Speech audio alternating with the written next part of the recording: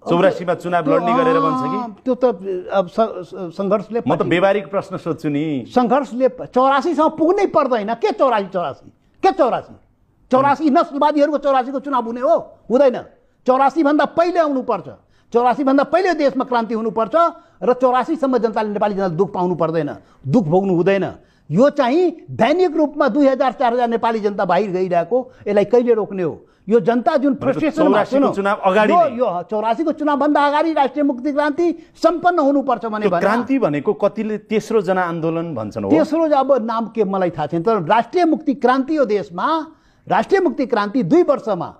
1 वर्षमा सम्पन्न भए 2 वर्षमा यो देशमा राष्ट्रिय मुक्ति क्रान्ति सम्पन्न हुन्छ हेर्नु होला 2083 साल भित्र त्यो 84 भन्दा पहिले भनेको राजेन्द्र महतोले भनेको कुरा यो रेकर्ड भइरहेको छ राष्ट्रिय मुक्ति क्रान्ति 84 भन्दा पहिले सम्पन्न हुन्छ